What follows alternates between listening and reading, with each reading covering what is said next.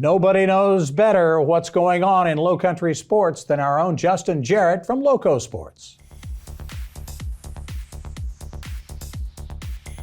Hey LowcoSports fans and WHHI viewers, we had a busy slate of high school football games in Week 5 across the Lowcountry, and it's Monday, so let's get to Lowco Lights on WHHI. We started off in Beaufort, where the Eagles were flying high on offense all night long. Samari Bonds going deep for Colton Ferries. The App State commit with the touchdown grab, and Bobcats can throw it too. Jalen Linder hauls in the long bomb from Max Von Hoden Stratton. Looked like it might be a shootout early, but then it was Casey Fields' time. You remember him from his stellar performance on WHHI last week against May River. Well, he did a little bit more this time. This is one of his 5 touchdown runs on the day, and just for good measure, Casey did it one more time.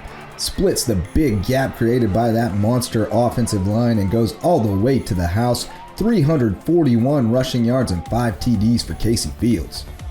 It was a new day at Battery Creek, and they were trying to turn things around as they opened their renovated stadium against rival Whale Branch, and things going fairly well for the Warriors early when running back Mason Griffin goes down with a knee injury and did not return. Battery Creek's defense was feasting on the backups. The Dolphins played nasty on D all night, and then they got that ground game going with Damian Freeman and Jeremiah McEachin. Dynamic duo doing damage. They both went over 85 yards and found the end zone. In fact, McEachin found it twice. Meach gets to the outside and finishes off the touchdown after Ty Mitchell's interception set things up, and Battery Creek partying at home. That new Diggs looking good on Friday night.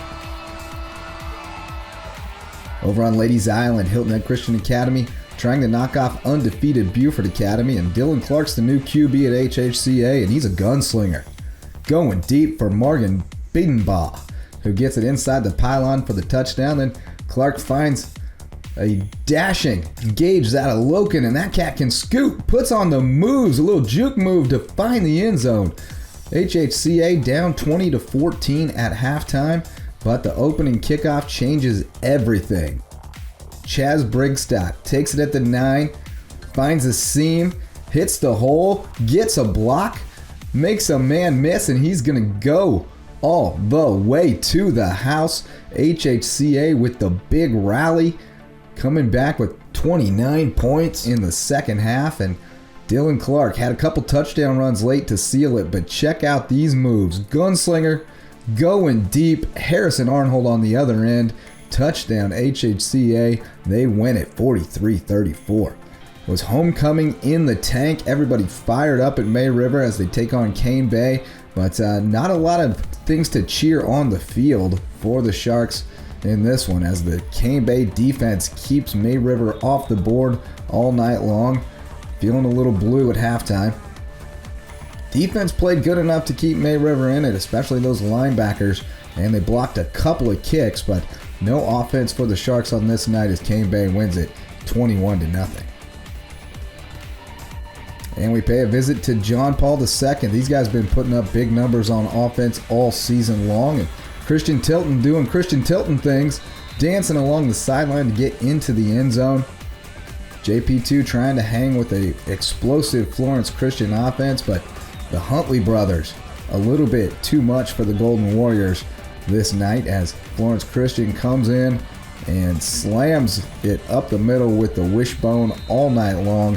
JP2 can't stop it, and the Eagles get out of Hardyville with a 35-16 win. Well, that does it for Lowco Lights, and that does it for Week 5 in the Lowco. With Hurricane Ian on the way, Week 6 starts Wednesday, so get ready, kickoff is coming. Until then, go Lowco. When we come back, it is not all milk and honey living in Beaufort County. Courtney Hampson of Bluffton Self-Help has some staggering numbers that we'll talk about when we come back.